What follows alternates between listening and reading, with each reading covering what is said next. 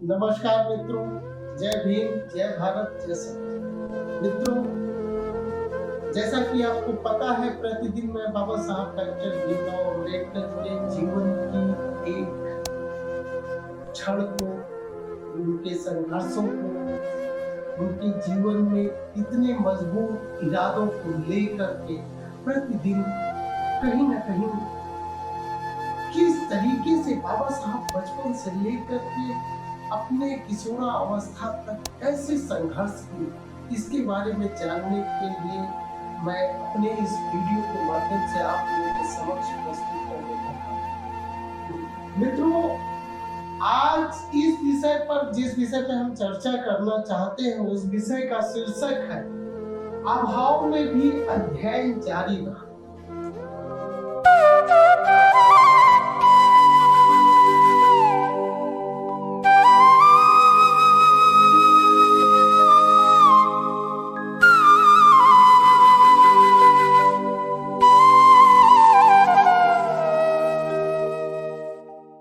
आप सोचिए कि बाबा साहब डॉक्टर अंबेडकर के पिताजी, जो सूबेदार रामजी राव थे, वो निहायत ही गरीब, बहुत दयनीय स्थिति में निवास करते थे और मुंबई में जो उनकी एक छोटी सी कोठरी में पूरा परिवार किस तरीके से सिमटा हुआ था और किन किन संघर्षों से बाबा साहब डॉक्टर अंबेडकर पढ़े और पढ़ने के बाद कैसे कैसे करते थे, इसके बारे में छोटा सा सारांश में आपको मैं बताने का प्रयास करूंगा। राम जी सूबेदार की आर्थिक स्थिति इतनी दयनीय थी कि भीमराव को ट्यूशन पढ़ाने के लिए कोई अध्यापक भी नहीं रख सकते थे और ले देकर के उनके पास किराए की एक छोटी सी कोठरी थी, वह भी बर्तन भड़वों और ईंधनों और लकड़ियों से भरी रहती।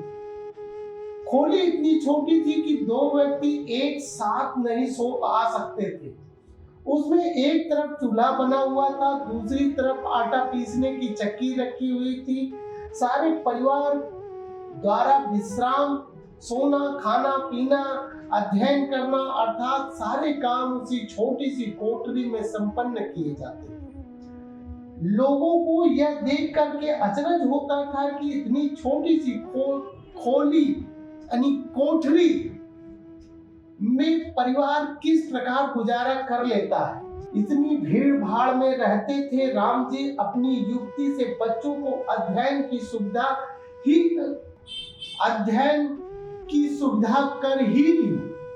अब वो युक्ति क्या अपनाए थे, जरा इस बात पे विशेष गौर करिएगा कि राम जी भीमराव को जल्दी ही गुदड़ी में सुला देते और स्वयं ही बगल के दीवार पर कमर टिका करके रात को 2 बजे तक जागते रहते।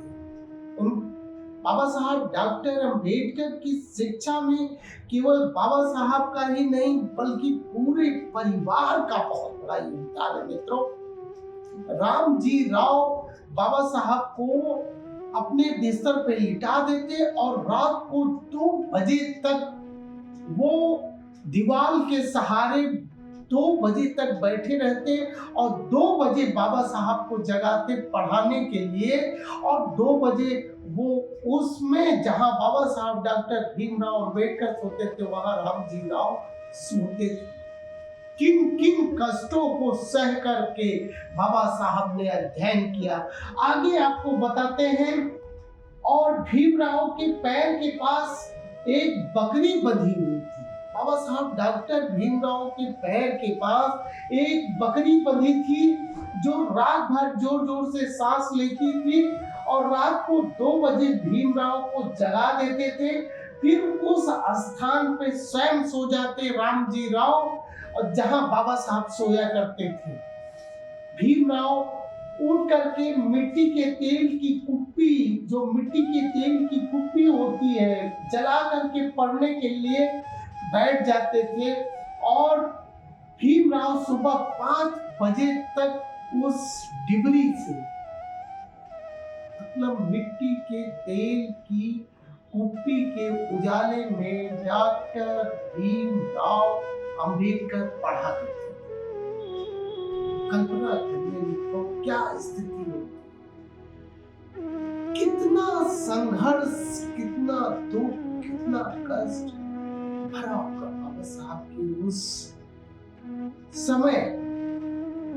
इस पर आप विचार करें।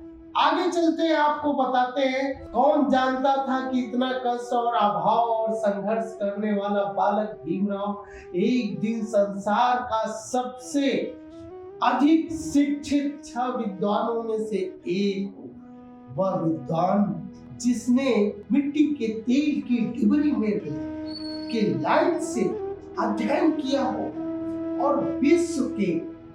पूरे विश्व के 6 विद्वानों में से एक विद्वान थे बाबा साहब। क्या मतलब, इतनी अभाव के बाद भी कितनी लगन रही होगी। वास्तविक तो यह है कि निर्धनता और सामाजिक असमानता भीमराव अंबेडकर के दृढ़ संकल्प के आगे परास्त हो गए। इसे कहते हैं इच्छा शक्ति। बाबा साहब डॉक्टर भीमराव की इच्छा शक्ति के आगे बड़े बड़े कठिनाइयां, कष्ट, सबको चट्टानों की तरह जैसे ब्लास्ट किया जाता है, ब्लास्ट होकर के ढेर हो गए। ऐसे थे बाबा साहब डॉक्टर भीमराव अम्बेडकर। यह स्टोरी आपको कैसी लगती है, कृपया कमेंट्स करें। वीडियो अच्छा लगे तो शेयर और लाइक करें। इसी कड़ी में मैं आपको फिर एक छुई अनछुई कहानी लेके बाबा साहब के बारे में आपके समक्ष प्रस्तुत करूंगा। अगर वीडियो अच्छा लगे तो प्लीज प्लीज प्लीज शेयर करिए, लाइक करिए। जय भीम, जय भारत, जय श्री राम।